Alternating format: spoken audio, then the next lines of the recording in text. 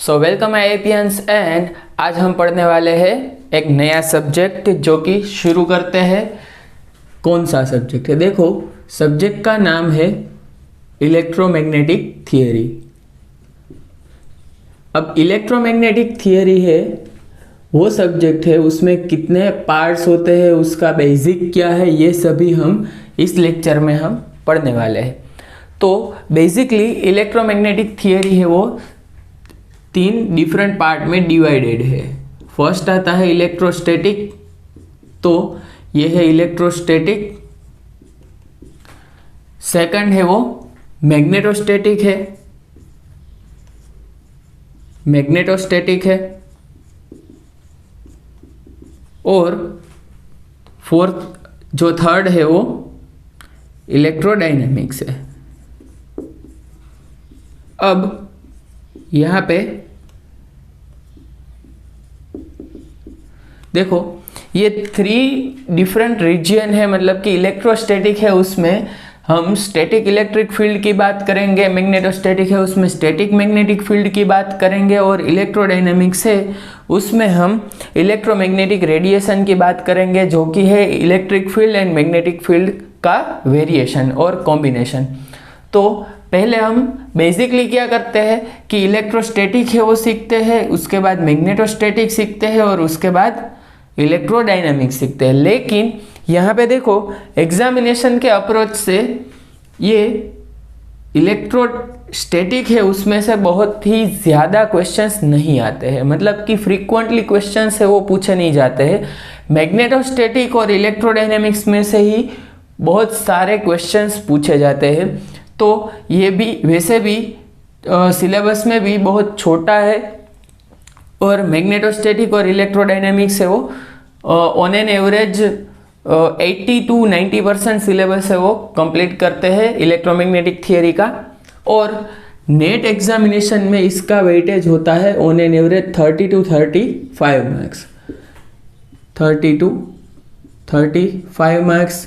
Gate examination के लिए अगर बात करें तो 11 to 12 मार्क्स का यहाँ पे इसका वेटेज होता है। और जीसेट एग्जामिनेशन के लिए हम बात करें अगर, तो यहाँ भी 11 to 12 मार्क्स का इसका वेटेज होता है।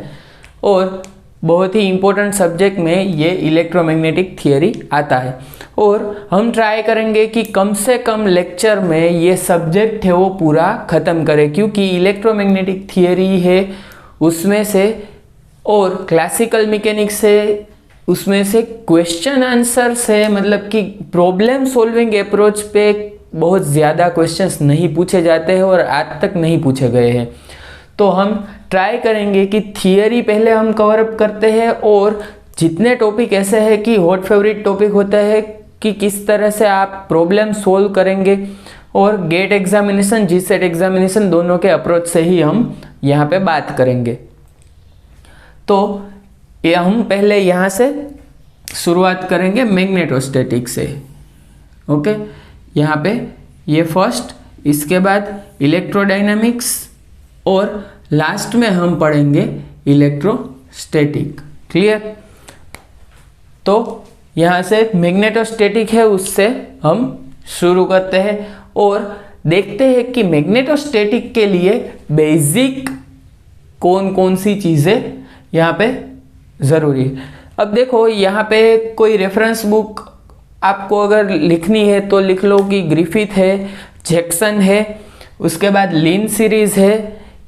ये सभी बुक्स है वो आप यूज़ कर सकते हैं ईएमटी के रेफरेंस के लिए, लेकिन आपके पास बुक है, रेफरेंस बुक पढ़ने का इतना टाइम नहीं है। क्लियर? तो यहाँ पे हम शुरू करते हैं मैग्नेटोस्टैटिक, और बेसिक से पहले हम शुरू करेंगे कि ईएमटी का पूरा बेसिक है, क्या क्या नीडेड है, like divergence, curl, gradient, Laplacian. Okay, ये सभी चीज़ें हैं वो आपको मैं यहाँ पे बताने वाला हूँ। सो कोऑर्डिनेट सिस्टम है वो ईएमटी में, देखो इलेक्ट्रोमैग्नेटिक थियरी को बार बार मैं इलेक्ट्रोमैग्नेटिक थियरी नहीं बोलूँगा, यहाँ पे हम ईएमटी का जिक्र करेंगे। सो ईएमटी में कोऑर्डिनेट सिस्टम से ज़्यादा कुछ भी इम्पोर्टेंट नहीं है, और कई सारे प्रॉब्लम्स ऐसे होते हैं कि आप डायरेक्टली सिर्फ डायरेक्शन से ही प्रॉब्लम का आप आंसर है वो बता सकते हैं, इस डायरेक्शन का आंसर है वही आपका फाइनल आंसर होगा, ऑप्शन बी, सी, डी या ए। क्लियर? तो हमें कोऑर्डिनेट सिस्टम को बहुत अच्छे से याद रखना होगा, किस तरह से आपको कोऑर्डिनेट सिस्टम के साथ किस तरह से आप खेल सकते हैं, मतलब कि आपको पूरा का पूरा कोऑर्डिनेट सिस्टम है उसका बेसिक पता होना चाहिए। तो हमें पता है कि कोऑर्डिनेट सिस्टम है वो बहुत बार हमने देखे हैं कि क्लासिकल मैकेनिक्स में भी हमने बात की है, और जो मैथमेटिकल फिजिक्स है उसमें भी बात की है, क्वांटम मैकेनिक्स में भी बात की है, तो सभी जगह पे हमने बात की है। लेकिन यहाँ पे बेसिक में हम फिर से कोऑर्डिनेट सिस्टम है वो सीखेंगे, और यहाँ पे स्टार्ट करते हैं कार्टेशियन कोऑर्डिनेट सिस्टम से। अब कार्टेशियन कोऑर्डिनेट सिस्टम है उसमें पता है हमें कि एक्स, वाई और जेड डायरेक्शन आती है। तो यहाँ पे एक चीज़ नोट करनी है कि एक्स, वाई और जेड डायरेक्शन किस तरह से होनी चाहिए। देखो यहाँ पे एक्स, यहाँ पे वाई और यहाँ पे जेड। तो यहाँ पे कार्टेशियन में X dot Y, X cap Y cap का डॉट प्रोडक्ट है वो 0 हो जाएगा,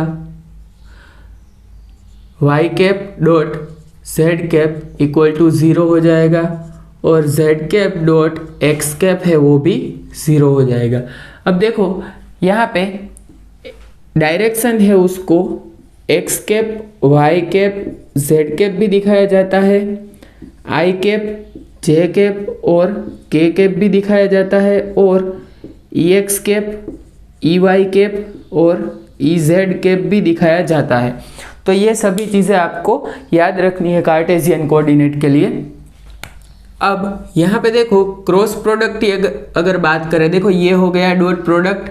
अब क्रॉस प्रोडक्ट की बात करें तो यहाँ पे एक्स कैप और क्रॉस वाई कैप करेंगे तो हमें जेड कैप मिलेगा।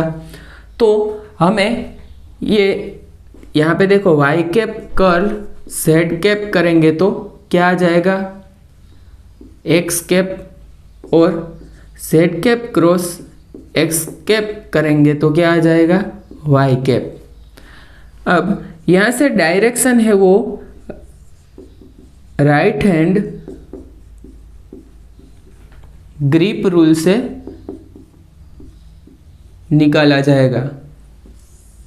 सो आपको ऑलवेज इमेजिन करना है राइट हैंड ग्रिप रूल का यूज करके डायरेक्शन किस डायरेक्शन में होगी। तो यहाँ पे देखो x क्रॉस y जैसे ही हम करेंगे तो देखो x की डायरेक्शन है, देखो x की डायरेक्शन क्या है, YZ प्लेन है वो बोर्ड का प्लेन है, और x है वो बोर्ड से बाहर आ रहा है, मतलब कि आपके मोबाइल फ़ोन से बाहर आ रहा है। तो यहाँ पे x की डायरेक्शन में आप जैसे ही आप अपनी फिंगर्स रखेंगे और राइट हैंड का ही यूज़ करना है, तो फिंगर्स x की डायरेक्शन में रखनी है और y जहाँ पे है उस साइड पे कर्ल करना है। तो यहाँ पे देखो बोर्ड के बाहर डायरेक्शन है x और y है वो इस साइड जा रहा है, तो x क्रॉस y करेंगे तो थंब आपका आ रहा है ऊपर की साइड, मतलब कि z डायरेक्शन में। तो यहाँ पे ये सही है, x cross y equal to z। अब y क्रॉस z करेंगे, देखो y क्रॉस z तो थंब आ रहा है बाहर की डायरेक्शन में, y क्रॉस z, y की डायरेक्शन में फिंगर रखनी है और कर्ल करना है आपको z डायरेक्शन में, तो थंब है वो बाहर आ जाएगा x डायरेक्शन में। अब z यहाँ पे देखो अपवर्ड डायरेक्शन में है z और x है वो बाहर की डायरेक्शन में है, फोन की आपके स्क्रीन के बाहर। अब देखो z क्रॉस x करेंगे तो y डायरेक्शन में थंब आपका जा रहा है, तो y डायरेक्शन आपको मिल रही है। अब अगर यहाँ पे देखो x क्रॉस z करेंगे, x क्रॉस z करेंगे तो क्या आ जाएगा, देखो माइनस y आ जाएगा, क्योंकि x है वो बाहर की डायरेक्शन में है और z अपवर्ड डायरेक्शन में है तो देखो इस तरह से कर्ल करना है तो थंब बाहर की यहाँ पे देखो इस साइड आ जाएगा, मतलब कि यहाँ पे y है तो यहाँ पे -y होगा। क्लियर? तो ये सभी चीज़ें हैं वो आपको याद रखनी है। और आपको ये भी पता है x डॉट y करते हैं तो इसका मतलब होता है, देखो डॉट प्रोडक्ट है तो इसका मतलब होता है कि x y cos theta. Clear? Dot product है तो यहाँ पे देखो x डॉट y मतलब कि एक्स वाई कोस थीटा और x क्रॉस y मतलब कि एक्स वाई साइन थीटा। अब देखो अगर x डॉट x करेंगे तो यहाँ पे इसके बीच का जो एंगल है x डॉट y कर रहे हैं अभी हम, तो इसके बीच का एंगल है वो 90 है, कोस 90 हो जाता है 0। तो यहाँ पे x डॉट y है वो 0 आ रहा है और x क्रॉस y है वो क्या आ रहा है, z आ रहा है। तो x क्रॉस y करेंगे तो देखो x y और यहाँ पे साइन थीटा, इसका एंगल है वो 90 डिग्री हो जाएगा। क्लियर? तो यहाँ पे राइट हैंड ग्रिप रूल है, उसका भी यूज़ करना आपको पता होना चाहिए। अब आते हैं हम कि अगर यहाँ पे देखो एक फिगर ये ड्रॉ की है आपने और अब नेक्स्ट फिगर ये ड्रॉ करो।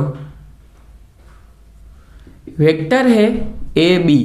अब ए बी वेक्टर है, उसको अगर हमें डिफरेंट यहाँ पे देखो कार्टेशियन कोऑर्डिनेट के कॉरस्पॉन्डिंग हम ए बी वेक्टर को रिजोल्व करते हैं डिफरेंट डायरेक्शन में, लेकिन पहले लेंथ एलिमेंट हमें पता होना चाहिए। तो लेंथ एलिमेंट देखते हैं। Length element in x direction होगा dlx। क्या होगा? dlx होगा dx इंटू एक्स कैप।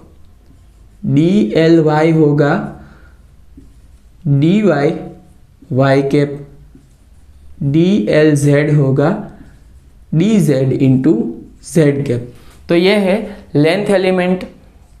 अब लेंथ एलिमेंट देखो कभी भी लेंथ मेजर करनी है तो यहाँ पे देखो बोर्ड की लेंथ अगर हमें मेजर करना है तो हम क्या करेंगे कि सिर्फ एक ही डायरेक्शन लेते हैं।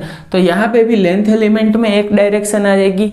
सरफेस की बात करेंगे तो यहाँ पे सरफेस की बात करेंगे तो 2 डायरेक्शन आएगी, और अगर वॉल्यूम की बात करेंगे तो 3 डायमेंशन यहाँ पे आ जाएगा।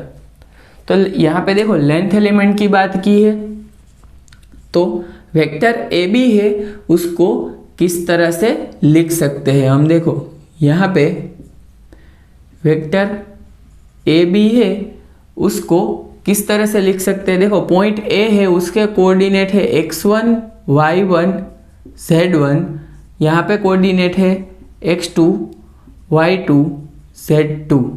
तो वेक्टर ए बी है, उसको हम लिख सकते हैं क्या, x1 माइनस x2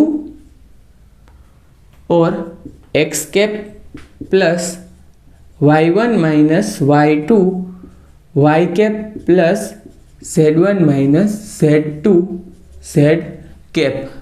सो इस तरह से हम लिख सकते हैं ए बी वेक्टर को। क्लियर? अब यहाँ से देखो चलते हैं आगे कि अगर ए बी वेक्टर है, इसका हमें मॉड्यूलस लेना है तो मॉड्यूलस ऑफ ए बी क्या आएगा। तो बहुत बार हमने कॉम्प्लेक्स एनालिसिस में किया है, वैसे ही x1 माइनस x2 का square plus y1 minus y2 का square plus z1 minus z2 का स्क्वायर। अब यहाँ पे एक और चीज़ यहाँ पे मैं बता रहा हूँ कि अगर ए बी कैप यहाँ पे लिखा जाता है तो वेक्टर डिवाइडेड बाय उसका मोड, इस तरह से डायरेक्शन को लिखा जाता है। मतलब कि अगर यहाँ पे देखो एक एग्जांपल लेते हैं, ये बहुत ही इम्पोर्टेंट है। देखो यहाँ पे बीच में इसीलिए मैंने ये करवाया है कि आपको किस तरह से डायरेक्शन को वेक्टर के फॉर्म में रिप्रेजेंट कर सकते हैं, क्योंकि कभी कभी ट्रिकी क्वेश्चन ना ही मिलते हैं। देखो एग्जामिनेशन में ट्रिकी क्वेश्चन नहीं मिलते हैं एग्जामिनर को, तो वो क्या करेंगे, ऑप्शन है वो ट्रिकी बना देते हैं। तो ऑप्शन ट्रिकी बना देते हैं तो हमें क्वेश्चन आता है लेकिन ऑप्शन है उसमें हम गलत टिक करते हैं। तो यहाँ पे देखो अगर इलेक्ट्रिक फील्ड है E इक्वल टू क्या होगा, Q बाई 4πε0 और यहाँ पे R cap divided by R square. तो यहाँ पे मैंने बोला है कि R कैप है उसको क्या लिख सकते हैं हम, Q डिवाइडेड बाई 4πε0 और R कैप को लिख सकते हैं, देखो यहाँ पे देखो R cap equal to vector R divided by mod of vector, मतलब कि सिर्फ R। तो यहाँ पे लिख सकते हैं हम vector R divided by R square plus R, मतलब कि R क्यूब। तो ये दोनों सेम ही है, क्या है, सेम ही चीज़ है। लेकिन देखो अब यहाँ पे एक चीज़ बता रहा हूँ कि ऑप्शन ए है उसमें दिया गया है, देखो यहाँ पे ऑप्शन ए है उसमें जो फैक्टर है वो R स्क्वायर दिया गया है, ऑप्शन बी है उसमें फैक्टर है वो 1/R दिया गया है, ऑप्शन सी है उसमें फैक्टर आपको जो दिया गया है वो है R⁴ और डी है उसमें R क्यूब दिया गया है। और इलेक्ट्रिक फील्ड के कोरस्पॉन्डिंग ही यहाँ पे आंसर देना है हमें। तो हम क्या करेंगे कि इलेक्ट्रिक फील्ड है वो तो R स्क्वायर के कोरस्पॉन्डिंग ही चेंज होता है 1/R²। तो E is proportional to 1/R² हम बात कर लेते हैं, लेकिन यहाँ पे R कैप को रिजोल्व किया गया है वेक्टर और उसकी मैग्नीट्यूड में। तो इसे बेसिकली मैग्नीट्यूड ऑफ वेक्टर कहते हैं। तो वेक्टर और उसके मैग्नीट्यूड में जैसे ही हम रिजोल्व करते हैं तो हमें क्या मिलता है, एक पावर है वो डिवाइड हो जाता है।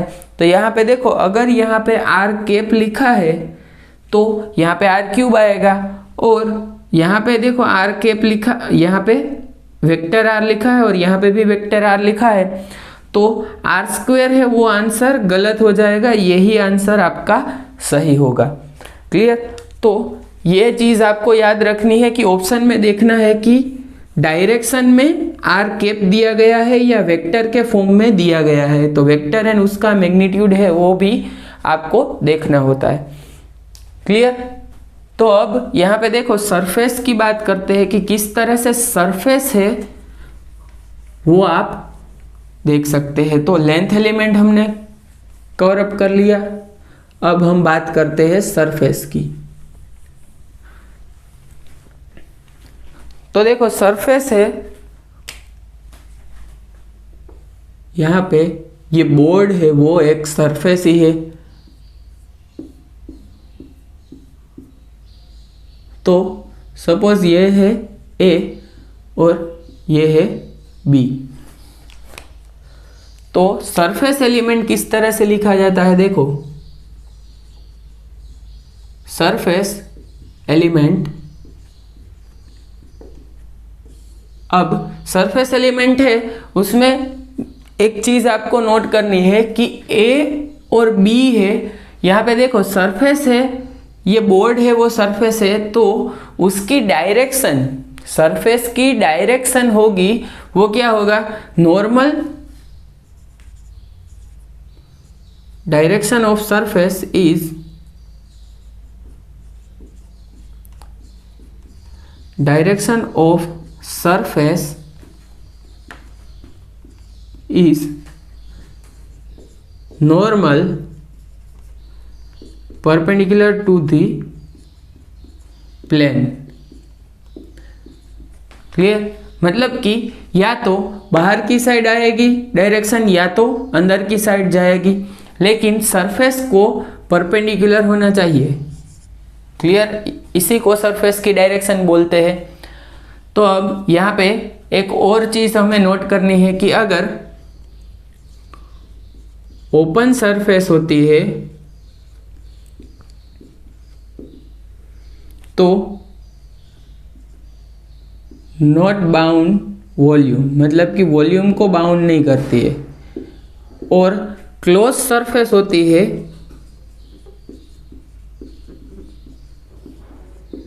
अगर सरफेस है क्लोज तो एक सर्टेन वॉल्यूम को बाउंड करती है। क्लियर, तो सरफेस अगर क्लोज है तो वो वॉल्यूम बाउंड करेगी। मतलब कि अगर क्यूब है, क्लियर, तो आपका कोई एक बॉक्स है, उसमें क्या है कि 6 डिफरेंट सरफेसेस है। तो ये सरफेसेस है वो वॉल्यूम को बाउंड करती है। अब अगर बॉक्स है वो आपका ओपन हो गया, मतलब कि सिर्फ यहाँ पे देखो एक प्लेन है तो ये सिर्फ सरफेस ही है, मतलब एरिया होगा, लेकिन वहाँ यहाँ पे वॉल्यूम बाउंड नहीं होगा। अब यही जो बोर्ड है वो यहाँ पे 6 बोर्ड है वो क्यूब के फॉर्म में यहाँ पे मैं रिप्रेजेंट कर रहा हूँ, तो क्या होगा कि वो एक सर्टेन वॉल्यूम है वो बाउंड करेंगे। क्लियर, तो सरफेस एलिमेंट है उसमें 2 डायरेक्शन आ जाएगी, और डायरेक्शन है उसके लिए ही मैं यहाँ पे एक एग्जांपल करवा रहा हूँ। तो यहाँ पे ये सभी चीज़ें वो लिख लो। अब यहाँ पे देखो एरिया का फॉर्मूला तो आपको पता ही है, ए क्रॉस बी होता है। अब यहाँ पे देखो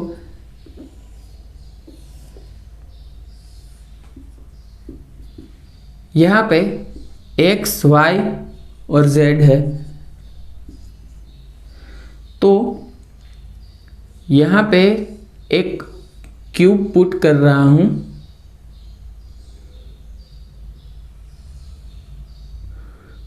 तो आप भी ये क्यूब ड्रॉ करो।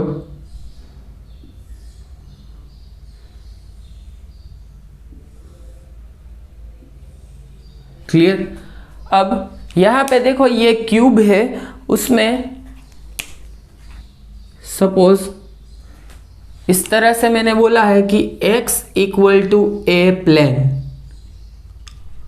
तो कौन सा प्लेन होगा, देखो x इक्वल टू ए है, उसका मतलब क्या है कि यहाँ पे ओरिजिन से लेके यहाँ पे 0 है, मतलब O है ओरिजिन का, O से लेके ए डिस्टेंस तक का एक प्लेन। मतलब कि कौन सा प्लेन होगा, x इक्वल टू ए है, लेकिन प्लेन यहाँ पे कौन सा होगा, वाई जेड का ही प्लेन होगा। क्लियर, ये प्लेन की यहाँ पे बात कर रहे हैं हम। और x इक्वल टू 0 प्लेन होगा, वो क्या होगा,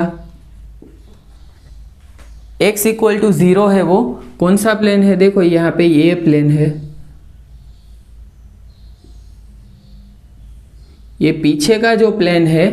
तो ये थोड़ा आपको इमेजिन भी करना पड़ेगा कि एक बॉक्स है वो यहाँ पे पुट किया गया है, तो ये प्लेन है वो x इक्वल टू 0 का प्लेन है, और a डिस्टेंस पे आते हैं x डायरेक्शन में, x एक्सिस पे a डिस्टेंस कवर अप करते हैं, तब वहाँ पे एक प्लेन मिलेगा। वो किसके परपेंडिकुलर होगा, x डायरेक्शन है उसके परपेंडिकुलर प्लेन रखा होगा। तो यहाँ पे एक प्लेन है, थोड़े डिस्टेंस पे एक प्लेन है, तो ये प्लेन की बात कर रहे हैं। तो ये प्लेन है जो थोड़ा डिस्टेंस से कवर अप कर लिया। तो यहाँ पे देखो यहाँ पे ओरिजिन है, यहाँ पे ओरिजिन है और a डिस्टेंस पे प्लेन है, तो इसको perpendicular to the axis x है। क्लियर, तो यहाँ पे ये प्लेन की बात कर रहे हैं हम।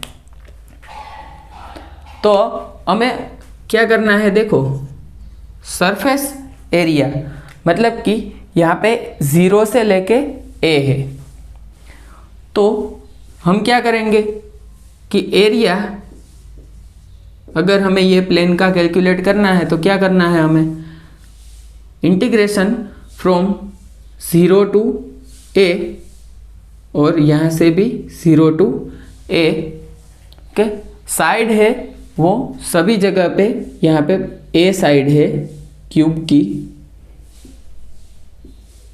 और यहाँ पे हम क्या करेंगे, देखो प्लेन है x इक्वल टू ए, तो dy dz और यहाँ पे x कैप डायरेक्शन में लिखेंगे। x कैप डायरेक्शन मतलब कि जो कांस्टेंट होगा वही प्लेन की डायरेक्शन होगी। ये चीज़ नोट करो, constant equal to the direction. तो आपको हर बार ये चीज़ याद रखनी है कि जब एरिया और सरफेस एलिमेंट की बात करेंगे तो जो कांस्टेंट होगा एक्स वाई जेड में से कोई भी एलिमेंट, मतलब कोई भी कोऑर्डिनेट जो कांस्टेंट होगा वही आपकी डायरेक्शन होगी। तो यहाँ पे x इक्वल टू ए है वो कांस्टेंट है, y z है वो वेरी कर रहे हैं, तो एरिया इक्वल टू क्या आ जाएगा, देखो यहाँ पे dy का इंटीग्रेशन 0 टू a में a और dz का भी a, तो a स्क्वायर और x कैप डायरेक्शन में उसका एरिया आ जाएगा। तो यहाँ पे क्लियर, यहाँ पे समझ गए कि ये प्लेन का एरिया है वो a स्क्वायर है और x कैप डायरेक्शन में है। तो यहाँ पे एक और चीज़ नोट करो कि direction of closed surfaces is always outward normal।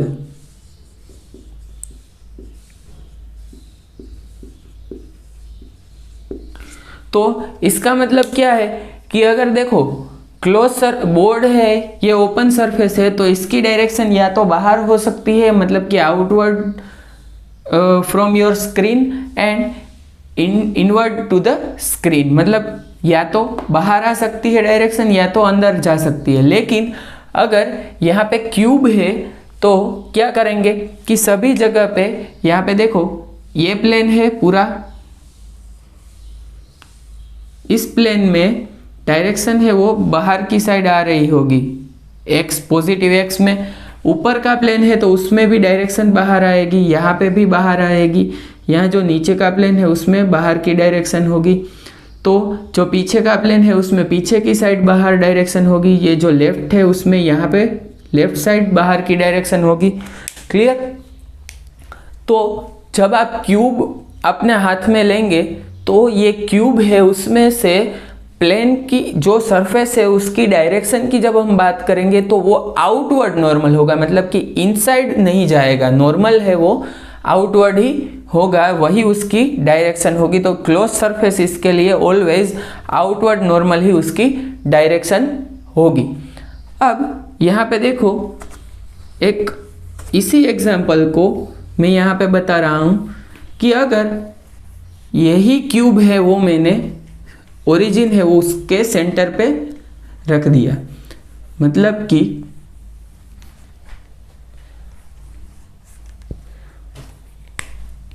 यहाँ पे क्यूब ड्रॉ कर रहा हूँ,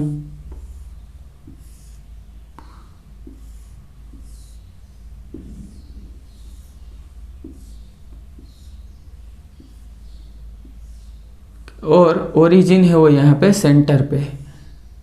तो ये z, यहाँ पे ये है y और यहाँ पे x।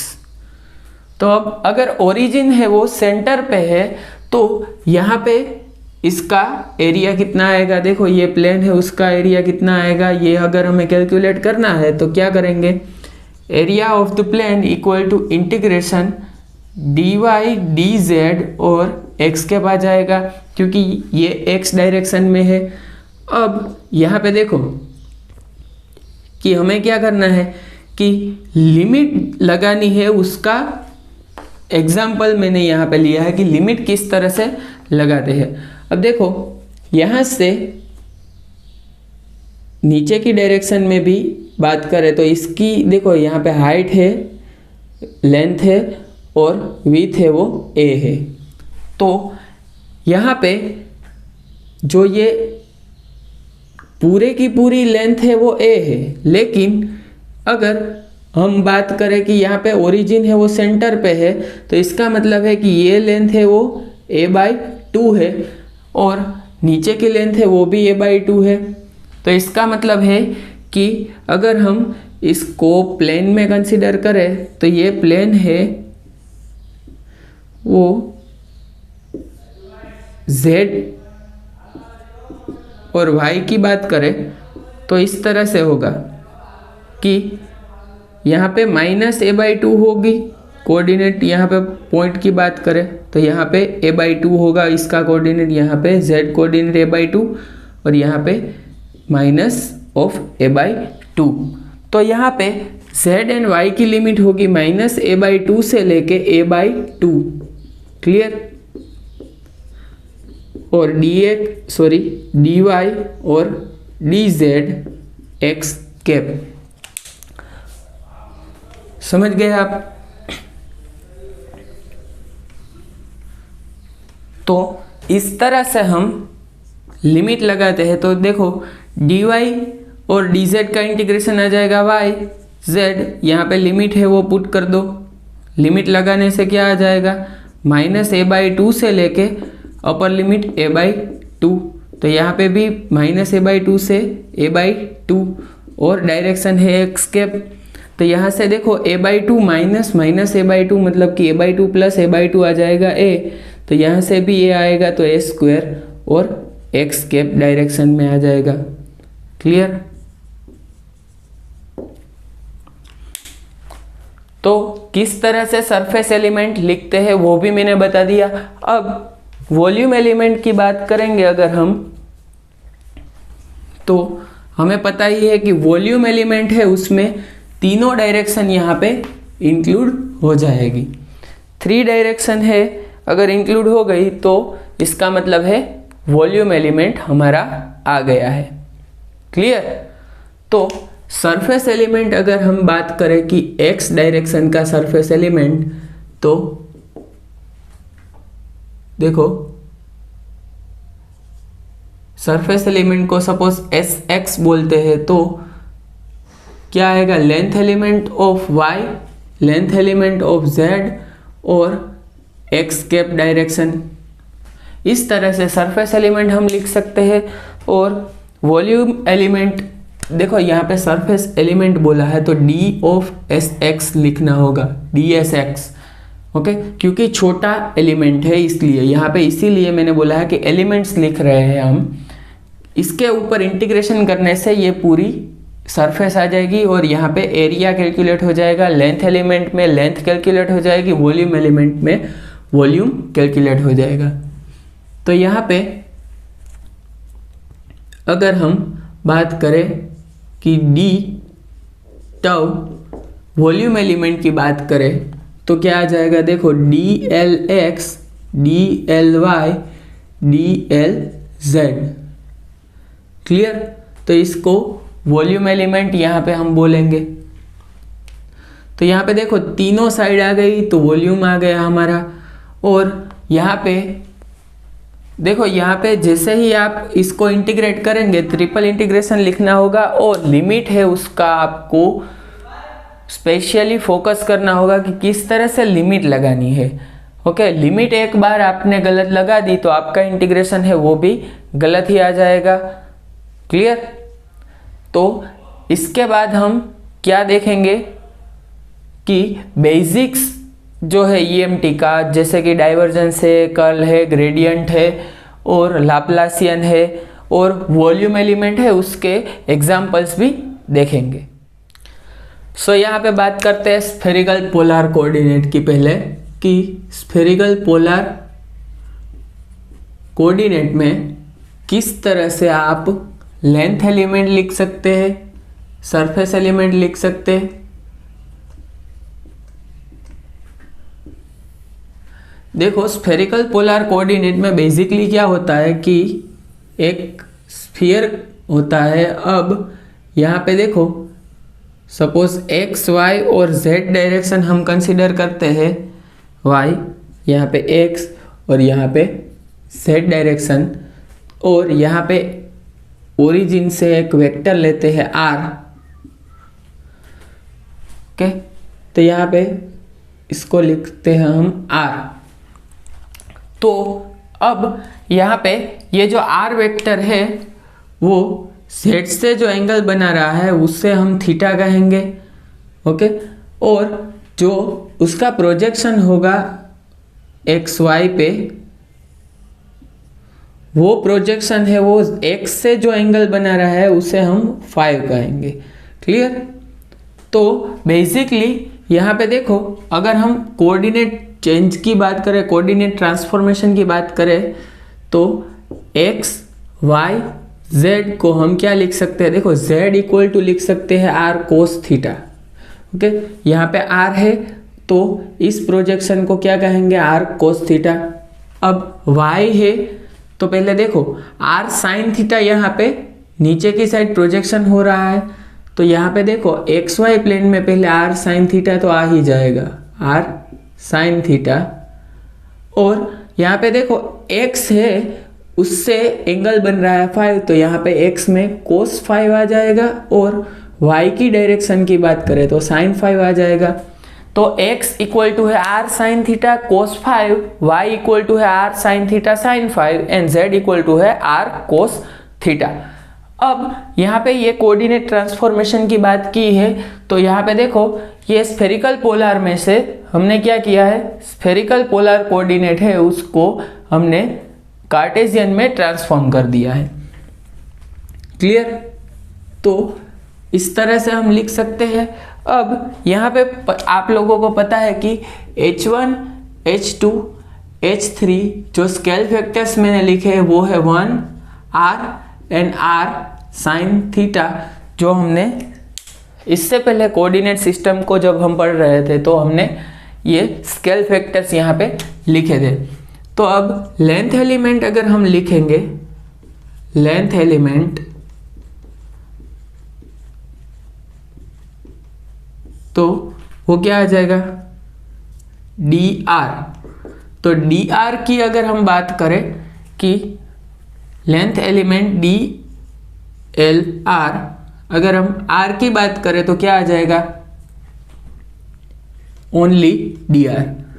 अब लेंथ एलिमेंट की बात कर रहे हैं थीटा, तो थीटा लेंथ एलिमेंट की बात करेंगे तो क्या आ जाएगा? r d theta. और dl5 की बात करें तो क्या आ जाएगा? r sine theta d5। अब सरफेस एलिमेंट की बात कर रहे हैं हम, और surface element dsr, surface element की बात कर रहे हैं अगर हम, तो dsr है, उसकी डायरेक्शन होगी क्या? उसकी डायरेक्शन होगी r कैप। तो डायरेक्शन को यहाँ पे डायरेक्शन से परपेंडिकुलर जो दो कोऑर्डिनेट बचे हैं, मतलब r कैप से परपेंडिकुलर क्या है? देखो यहाँ पे r cap dot theta cap equal to क्या होगा? 0। r cap dot 5 cap equal to हो जाएगा 0, और theta cap dot 5 cap equal to भी हो जाएगा 0। तो इसका मतलब है कि r theta and 5 are mutually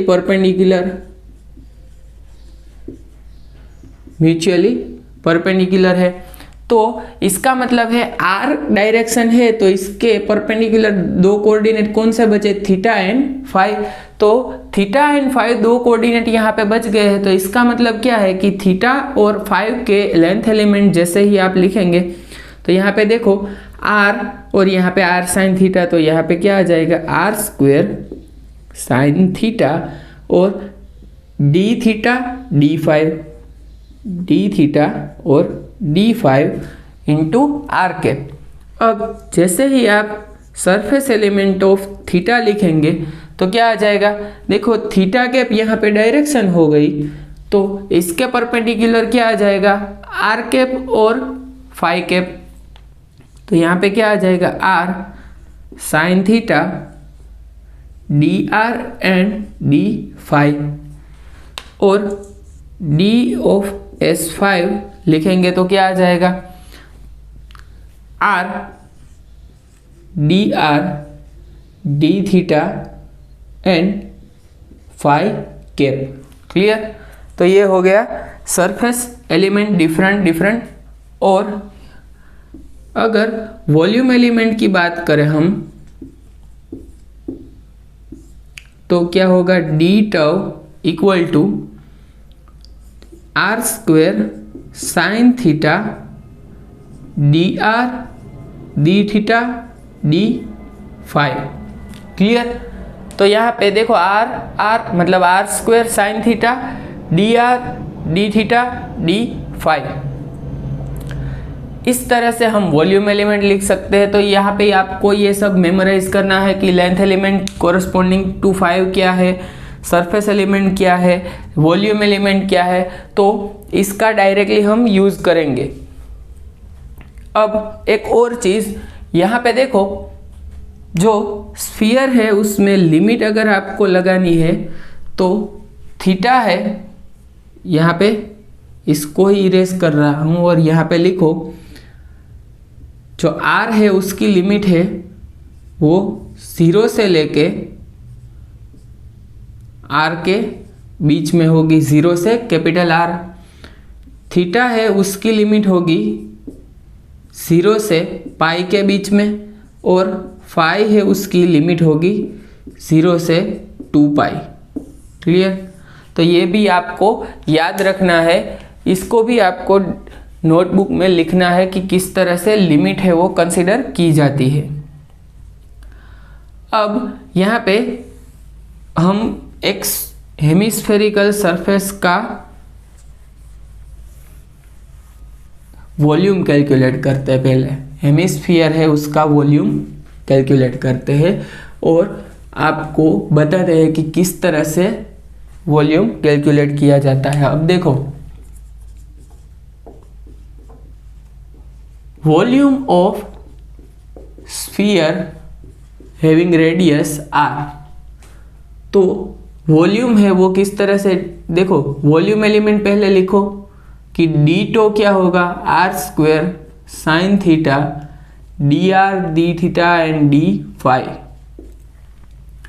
अब यहाँ पे सभी जगह पे इंटीग्रेशन, दोनों साइड इंटीग्रेशन कर दो, इंटीग्रेट बोथ साइड। ओके, तो यहाँ पे ट्रिपल इंटीग्रेशन आ जाएगा। तो यहाँ पे volume v equal to triple integration की लिमिट पुट करनी है। r की लिमिट है 0 से r, थीटा की लिमिट है 0 से पाई और फाई की लिमिट है 0 से 2 pi. So R square sine theta D R D theta D phi. अब यहाँ पे वॉल्यूम है उसको कैलकुलेट करना है। तो देखो r वाले इक्वेशन है उसको, r वाली जो टर्म्स है उसको लिख सकते आर स्क्वेयर डी आर, यहाँ पे लिख सकते 0 से पाई।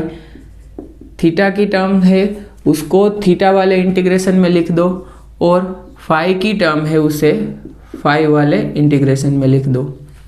क्लियर। तो यहाँ पे वॉल्यूम इक्वल टू क्या होगा, देखो आर स्क्वेयर का इंटीग्रेशन होगा आर क्यूब बाई 3 और यहाँ पे 0 से r। यहाँ पे ये साइन का इंटीग्रेशन हो जाएगा minus cos. Okay, minus cos हो जाएगा, माइनस कोस थीटा और 0 से पाई। यहाँ पे इंटीग्रेशन हो जाएगा फाई 0 से 2 पाई।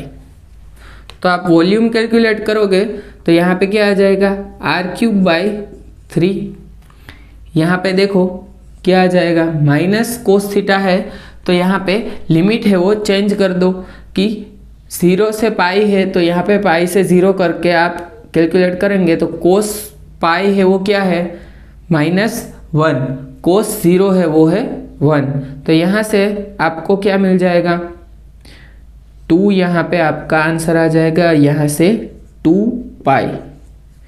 तो यहाँ से वॉल्यूम आपका क्या आ जाएगा 4/3 पाई आर क्यूब।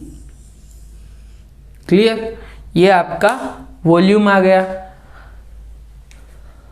क्लियर, इतना समझ आ रहा है आपको कि 4/3 पाई आर क्यूब आपको मिल रहा है। अब यहाँ पे हम क्या करेंगे कि मैंने बोला है कि ये तो स्फीयर का वॉल्यूम हमने कैलकुलेट किया है। अगर इस तरह का कुछ है कि आपको एक हेमिस्फीयर दिया गया है,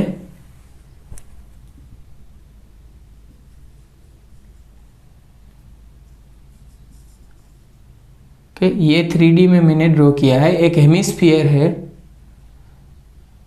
जिसकी रेडियस है r। तो इसका वॉल्यूम कैसे कैलकुलेट करेंगे? क्लियर?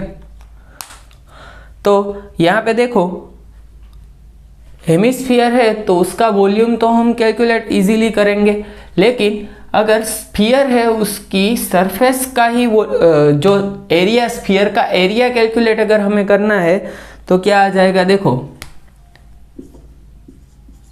एरिया ऑफ हेमिस्फीयर पहले कैलकुलेट करना है, तो हमें पहले क्या करना होगा? एरिया ऑफ स्फीयर कैलकुलेट करो पूरा, उसको हाफ कर दो, और यहाँ पे नीचे की साइड डिस्क है, मतलब कि ये क्या है कि एक हेमिस्फीयर है और नीचे की साइड भी क्लोज्ड है। एरिया ऑफ क्लोज्ड हेमिस्फीयर की यहाँ पे बात कर रहे हैं, तो यहाँ पे क्लोज्ड हेमिस्फीयर लिख दो, क्लोज्ड हेमिस्फीयर।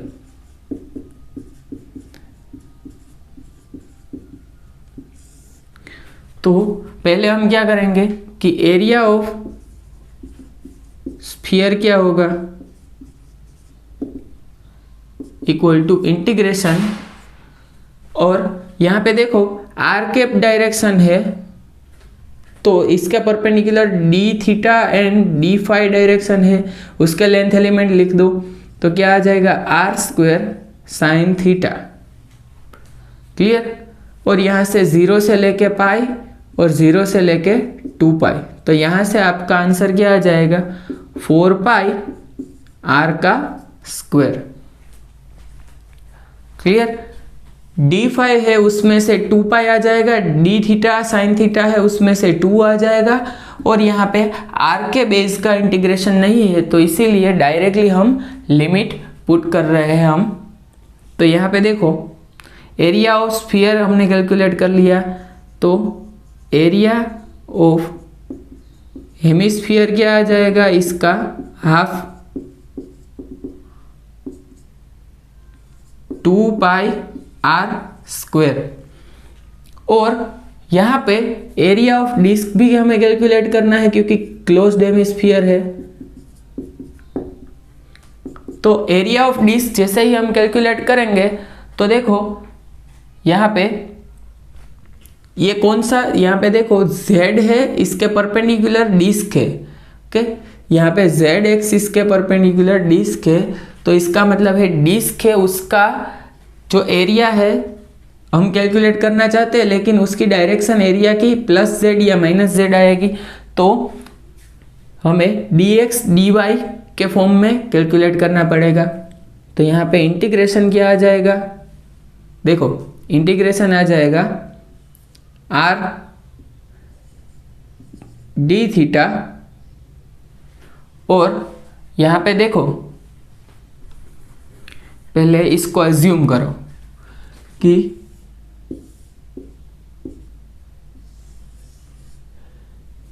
यहाँ पे डिस्क है और यहाँ पे फाई जो कि एंगल है x, सो एक्स वाई प्लेन में डिस्क है।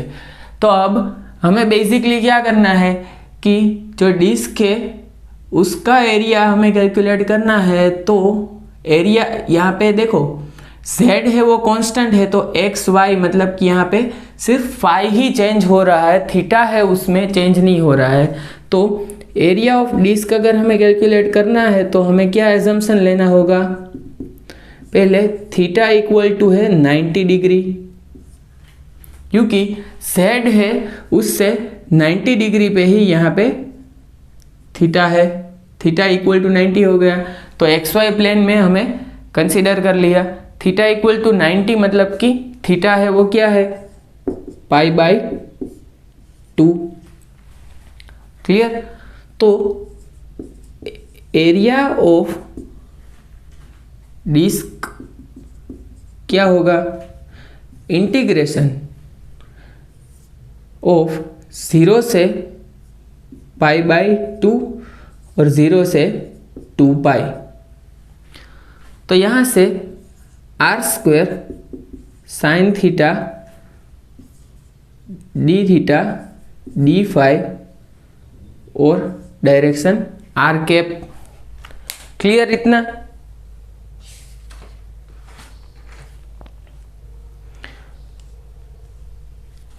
सॉरी, यहाँ पे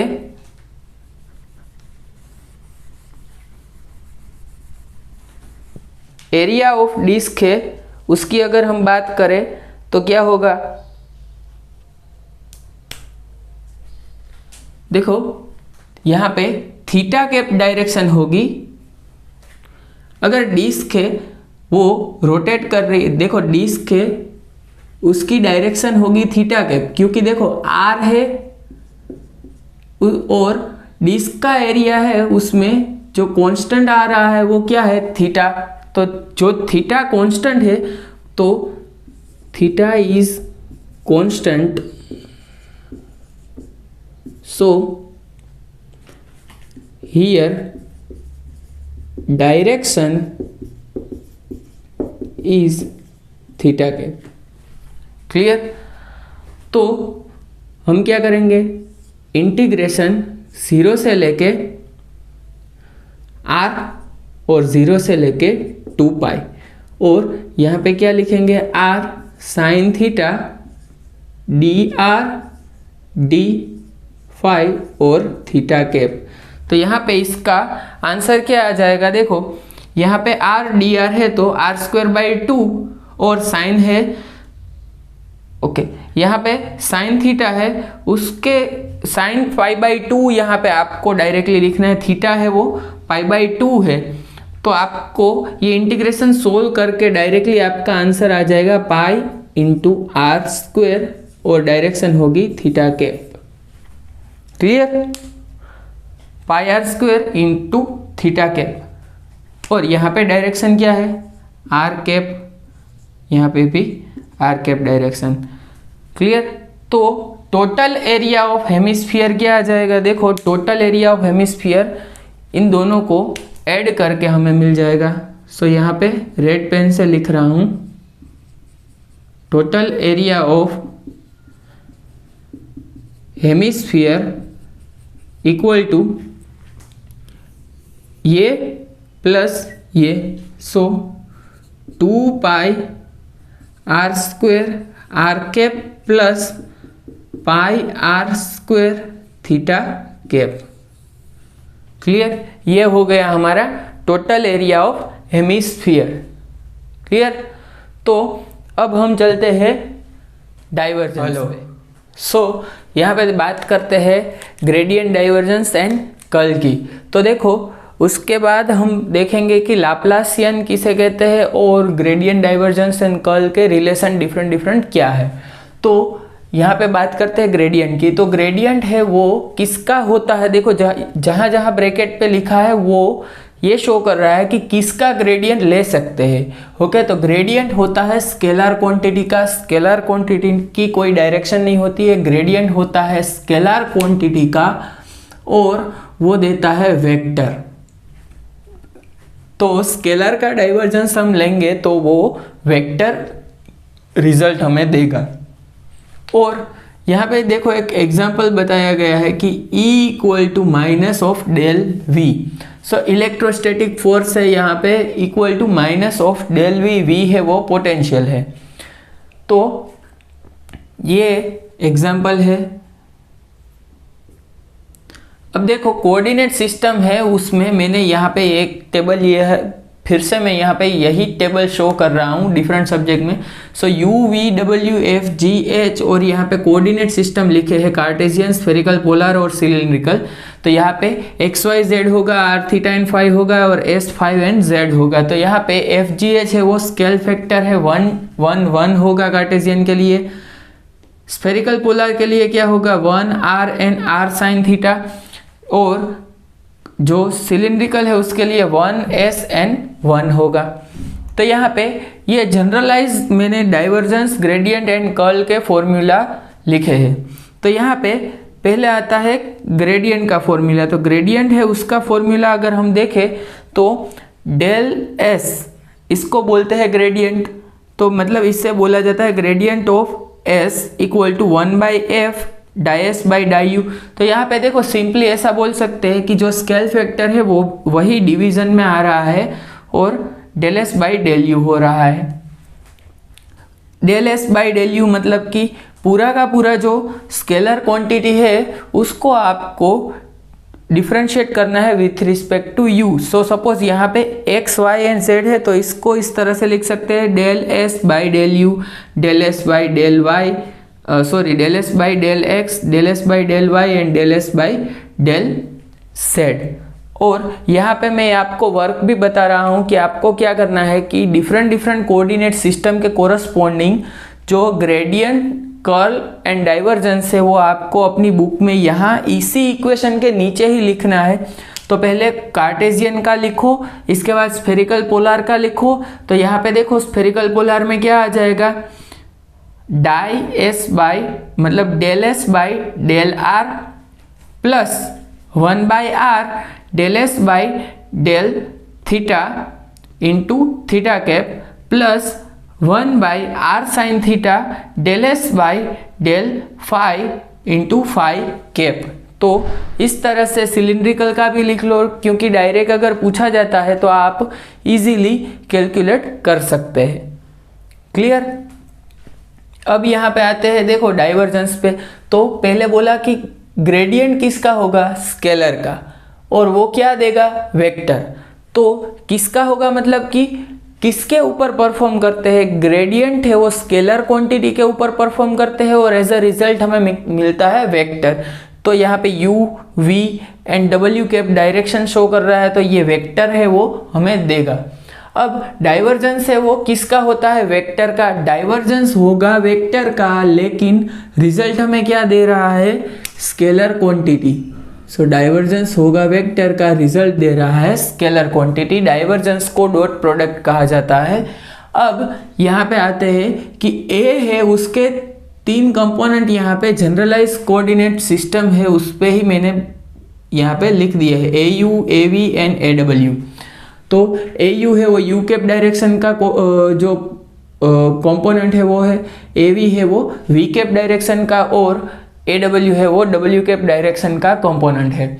तो यहाँ पे डेल डॉट ए जैसे ही आप लिखेंगे तो इसका ये जनरलाइज फॉर्मूला है 1/fgh into the bracket del by del u gh au plus del by del v fh into a v plus del by del डब्ल्यू fg इंटू ए डब्ल्यू। तो यहाँ पे देखो कार्टेशियन कोऑर्डिनेट के लिए तो ये इजी ही है, लेकिन अगर स्फेरिकल पोलर की बात करें तो आपको क्या करना है, 1/r² sine theta into the bracket del by del r. देखो डेल बाई डेल आर और यहाँ पे भी क्या आ जाएगा, r² sine theta into a of r. अब यहाँ पे देखो एक बात मैं बता रहा हूँ कि यहाँ पे ये जो डिफरेंशिएशन है वो GH एंड AU सभी का यहाँ पे परफॉर्म करना है आपको। तो अगर यहाँ पे कुछ इस तरह से आपको दिया गया है कि वेक्टर है A equal to r³, suppose vector है वो r³ into are cap direction इतना ही दिया गया है, तो आपको क्या करना है पता है कि इसका अगर आप यहाँ पे वेक्टर है वो आपको आर कैप डायरेक्शन का दिया गया है तो आपको क्या करना है, 1/r² sine theta. So 1/r² sine theta into del by del r, और यहाँ पे देखो r² साइन थीटा तो यहाँ पे आ ही जाएगा, r² sine theta, okay, r² sine theta यहाँ पे g इंटू एच जैसे ही आप करेंगे तो आ जाएगा। और a ऑफ r क्या है यहाँ पे, r³। तो यहाँ पे साइन थीटा है उसकी डिपेंडेंसी कुछ भी नहीं है r पे, तो ये बाहर आ जाएगा और यहाँ पे ये कैंसल हो रहा है। सो यहाँ पे क्या आ जाएगा, देखो यहाँ से आपको क्या मिल जाएगा, 1/r² और del by del r of r raise to 5, तो यहाँ से 5 आर रेस टू 4 आ जाएगा, तो यहाँ से 2 आर स्क्वायर और आर स्क्वायर कैंसिल हो जाएगा, तो यहाँ पे 5 इंटू आर स्क्वायर आपका आंसर आ जाएगा। क्लियर? तो इस तरह से आप, ये एग्जाम्पल दिया है, इस तरह से आप सोल्व कर सकते हैं। तो यहाँ पे बेसिकली आपको GH एंड AU में जो भी चीज़ें हैं वो आर के साथ वेरी हो रही है या थीटा के साथ वेरी हो रही है, फाई के साथ वेरी हो रही है, उस टाइप के आपको कोऑर्डिनेट है वो लिखने होते हैं और उस तरह से डिफरेंशिएशन परफॉर्म करना होता है। अगर यहाँ पे एक चीज़ एग्जामिनेशन के पॉइंट ऑफ व्यू से इम्पोर्टेंट यहाँ पे लिख रहा हूँ कि del dot a equal to 0 है, तो इसका मतलब है ये सोलेनोइडल वेक्टर है वो बोला जाता है। तो इसका मतलब क्या है कि कभी भी कोई भी जो वेक्टर है उसका डॉट प्रोडक्ट है, मतलब कि उसका डाइवर्जेंस 0 आता है, तो वो सोलेनोइडल वेक्टर है। डाइवर्जेंस 0 आता है, देखो डाइवर्ज करना मतलब कि क्या, यहाँ पे कोई एक सेंटर है, उसमें से इस तरह से अगर रेज निकल रहे हैं तो वो उसको डाइवर्ज करना कहते हैं। तो इसको डाइवर्जेंस अगर हम लेते हैं तो हम देखते हैं कि ये कितनी क्वांटिटी यहाँ से बाहर जा रही है, तो इसे डाइवर्जेंस कहते हैं। अगर डाइवर्जेंस किसी भी चीज़ का 0 आता है तो इसका मतलब है कि ये पूरा घूम रहा है, मतलब कि वन टाइप ऑफ, ये कह सकते हैं कि सोलेनोइडल वेक्टर है। मतलब कि यहाँ पे देखो सोलेनोइड में बेसिकली अगर हम पढ़ेंगे तो क्या होगा कि सोलेनोइड है वो क्या है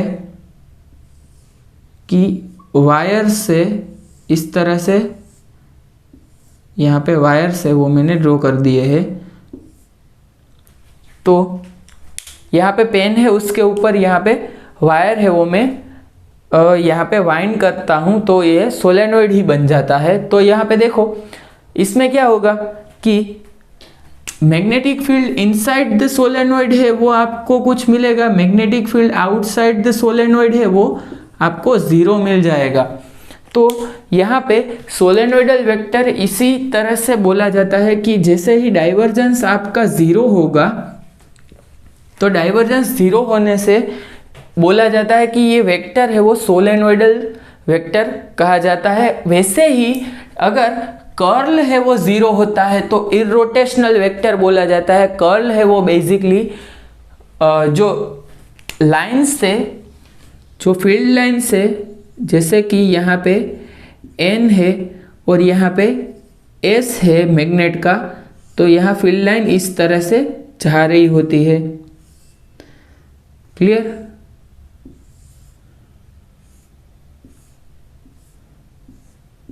तो इस तरह से फील्ड लाइंस होती है। तो देखो ये फील्ड लाइन से वो यहाँ से N में से निकलकर S में जा रही है, तो इसका आप कर्ल लेंगे तो नॉन ज़ीरो आपको कर्ल मिलेगा, कुछ इसका कर्ल है वो आपको मिलेगा।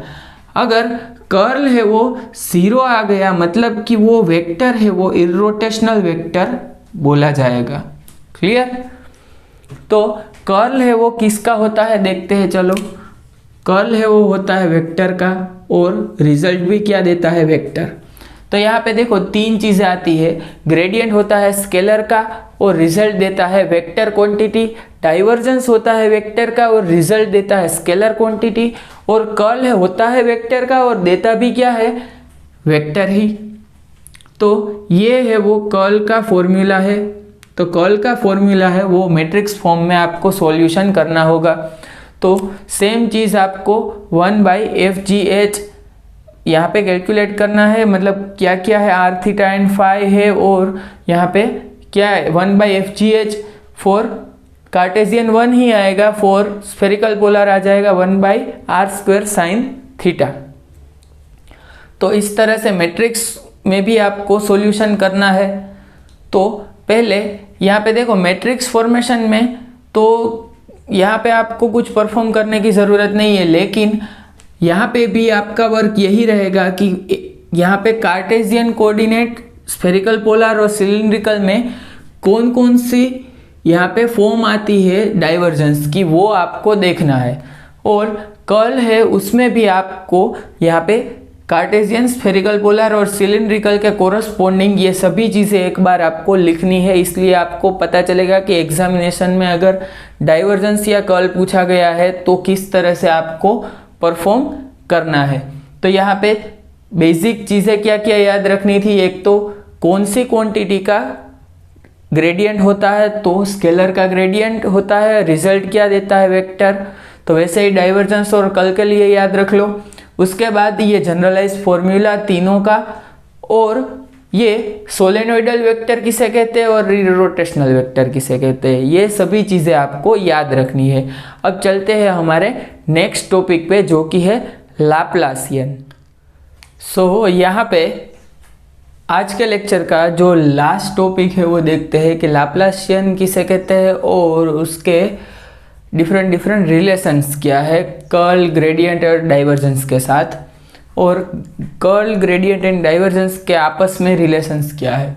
तो देखो लाप्लासियन किसे कहते हैं कि डेल डॉट डेल एस, मतलब कि divergence of gradient of scalar को लाप्लास बोलते हैं, लाप्लासियन कहते हैं। और लाप्लासियन है वो डेल स्क्वायर एस है। अब लाप्लासियन है वो डेल स्क्वायर को बोला जाता है, डेल स्क्वायर को बोला जाता है लाप्लासियन। तो यहाँ पे लाप्लासियन ऑफ स्केलर और लाप्लासियन ऑफ वेक्टर है वो किस तरह से दिखाए जाते हैं वो यहाँ पे बोलता है। अब देखो divergence of gradient of vector या divergence of gradient of scalar को लाप्लास बोलते हैं, लेकिन मतलब कि डेल डॉट डेल ए या डेल डॉट डेल एस को लाप्लास बोल सकते हैं, लेकिन डेल डॉट डेल एस मतलब gradient of divergence of scalar को लाप्लासियन नहीं कहते, इसे लाप्लासियन नहीं कहते। तो ये भी याद रखना है आपको कि किसे लाप्लासियन नहीं कहते। क्लियर? अब यहाँ से चलते हैं आगे। डेल स्क्वायर एस है, इसे किस तरह से रिप्रेजेंट किया जाता है। डेल स्क्वायर एस है वो बेसिकली क्या है कि सेकंड ऑर्डर डेरिवेटिव है। So del square by del x square plus del square by del y square plus del square by del z square को बोला जाता है डेल स्क्वायर। और यहाँ पे एस है तो del square s by del x square. तो यहाँ पे देखो नेक्स्ट थिंग क्या आती है कि डेल स्क्वायर ए वेक्टर यहाँ पे अगर है तो x cap, Y cap and z cap direction में उसका आपको कंपोनेंट लेके डेल स्क्वायर लेना है। तो डेल स्क्वायर तो यहाँ पे बेसिकली क्या है, देखो यहाँ पे क्या होगा कि डेल स्क्वायर है वो del square by del x square plus del square by del y square plus del square by del z square है और ए एक्स। तो यहाँ पे ये 3 टाइम डिफ्रेंशिएशन करो ए एक्स का, प्लस यहाँ पे 3 डिफ्रेंशिएशन परफॉर्म करो ए वाई के और 3 डिफ्रेंशिएशन परफॉर्म करो ए जेड के। तो यहाँ पे टोटल 9 डिफ्रेंशिएशन आपको परफॉर्म करने होते हैं जब वेक्टर दिया गया होता है। तो ये जनरलाइज फॉर्मूला है लाप्लासियन का। अब लाप्लासियन ऑफ स्केलर आपको अगर करना है तो क्या करना है, 1 बाई एफ जी एच और into the bracket del by del u g h by f del S by del u plus del by del V F H by ji del S by del v. तो यहाँ पे bracket इसलिए किया गया है कि अगर यहाँ पे आर की डिपेंडेंसी है और यहाँ पे आर है तो आपको यहाँ पे एक बार कोई एक क्वांटिटी को कांस्टेंट रखना है और दूसरे का डिफरेंशिएशन करना है, या तो यहाँ पे आर है डिपेंडेंसी है तो यहाँ पे पहले आर का डिफरेंशिएशन करना है, बाद में ही आपको फर्दर प्रोसीड करना है। तो यहाँ पे डिफरेंशिएशन परफॉर्म करने के लिए एग्जैक्ट डिफरेंशिएशन कर सको, इसीलिए यहाँ पे हमने ब्रैकेट लगाया है कि आप कहीं पे भी मिस्टेक ना करो।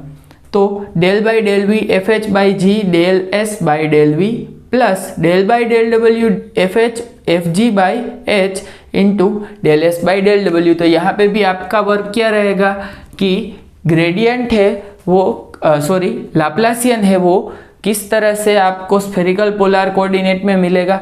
देखो अगर आप बात करें कि कार्टेशियन कोऑर्डिनेट की तो यहाँ पे देखो डेल बाई डेल एक्स यहाँ पे तो सभी जगह पे 1 आएगा और यहाँ पे भी del by del x of s आ जाएगा, तो यहाँ पे del square s by del x square आ जाएगा। तो यहाँ पे तो बेसिकली यही चीज़ आपको मिल जाएगी कार्टेशियन के लिए, लेकिन स्फेरिकल पोलर के लिए ये डिफरेंट आ जाएगा। अब यहाँ पे बात करते हैं लाप्लासियन और लाप्लास इक्वेशन की। तो अगर if electric field E is given, electric field E is given and we have to find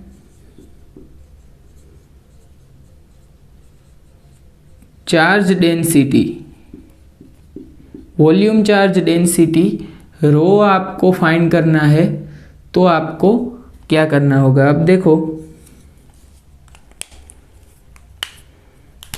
यहाँ पे इलेक्ट्रिक फील्ड है, वो क्या है, देखो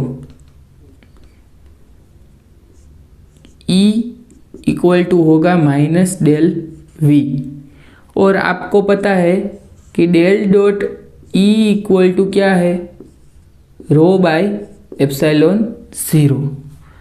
अब यहाँ पे देखो डेल डॉट E की जगह पे minus of del V put करने से क्या आपको मिलेगा, रो बाय एप्सिलॉन 0। और यहाँ से देखो डेल डॉट डेल V मतलब डेल डॉट डेल S, तो यहाँ पे डेल स्क्वायर लिख सकते हैं। तो del square V equal to minus of rho by epsilon 0। इसी इक्वेशन को बोलते हैं लाप्लास इक्वेशन। क्या कहते हैं, लाप्लास इक्वेशन। क्लियर। और अगर यहाँ पे del square V equal to 0 होगा तो इसे बोलते हैं पॉइसन इक्वेशन। अगर del square A equal to 0 है तो पॉइसन्स इक्वेशन बोलते हैं।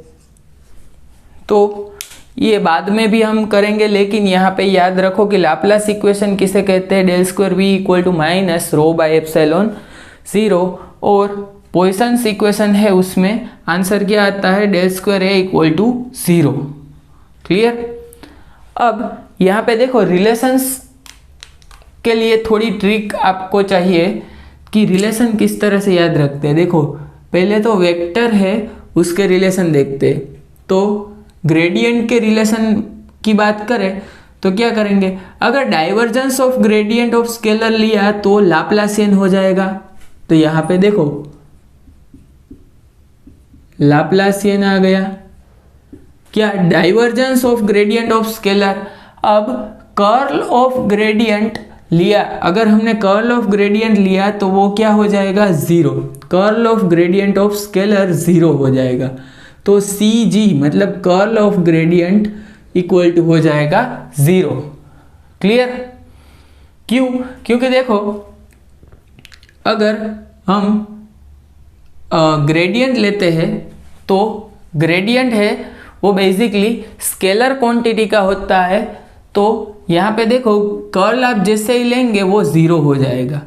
अब आता है डाइवर्जेंस। तो डाइवर्जेंस की बात जैसे ही आप करेंगे तो क्या होगा कि ग्रेडियंट ऑफ डाइवर्जेंस है वो क्या होगा, देखो gradient of divergence GD equal to, इस तरह से आप याद रखोगे तो बेटर रहेगा, GD इक्वल टू CC मतलब कर्ल एंड कर्ल मतलब curl of A, CC plus Laplacian.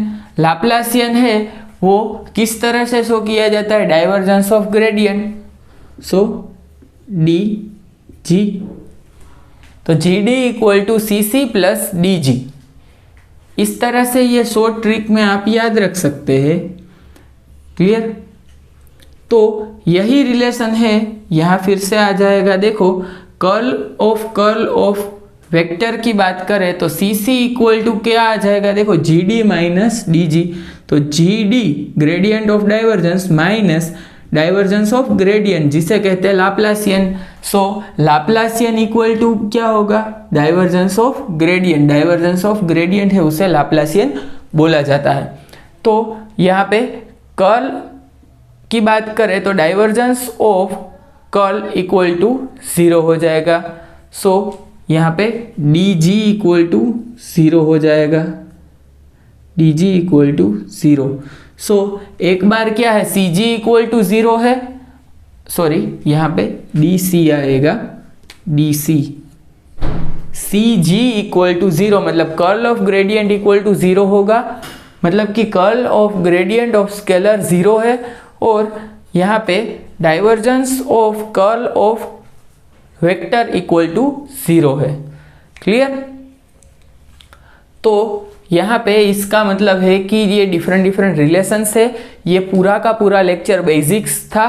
अब देखो यहाँ पे दूसरे सब्जेक्ट के इंट्रोडक्टरी लेक्चर लिए मैंने, बेसिक लेक्चर लिए हैं, तो उसमें क्या था कि पहले हम इंट्रोडक्टरी लेक्चर लेते थे, बाद में बेसिक के लेक्चर्स लेते थे, तो बेसिक्स है उसमें ज़्यादा था। लेकिन यहाँ पे क्या है कि सभी जो बेसिक क्वांटिटी है वो मैंने इसी लेक्चर में कवर अप कर लिए है, और इसके बाद जो नेक्स्ट लेक्चर होगा वो डायरेक्टली मैग्नेटोस्टैटिक पे ही हम चले जाएंगे। मैग्नेटोस्टैटिक है वो कहाँ से शुरू होता है, किस किस टाइप के फील्ड को मैग्नेटोस्टैटिक फील्ड कहा जाता है, आपको किस टाइप के क्वेश्चंस पूछे जाते हैं, ये सभी चीज़ें हम करेंगे लेकिन नेक्स्ट लेक्चर से। सो अब ये रिवाइज कर लो, यहाँ पे बहुत सारा कंसेप्ट आ गया है, बहुत ज़्यादा आपको लिखना पड़ेगा, तो उसके लिए कुछ मैं यहाँ पे अपोलोजाइज नहीं कर रहा हूँ। मैं क्या कर रहा हूँ कि आपको बहुत ज़्यादा लिखना ही पड़ेगा, यही मैं बोल रहा हूँ कि आपको बहुत ज़्यादा लिखना पड़ेगा। और दूसरी चीज़ ये है कि अगर इसमें से कोई भी क्वांटिटी आपने याद नहीं रखी ये फर्स्ट लेक्चर में से, तो आप डेफिनेटली 1 और 2 मार्क्स है वो एग्जामिनेशन में आप लॉस में चले जाओगे। क्लियर? तो रिवाइज कर लो और मिलते हैं हम नेक्स्ट वीडियो में। तब तक के लिए थैंक यू।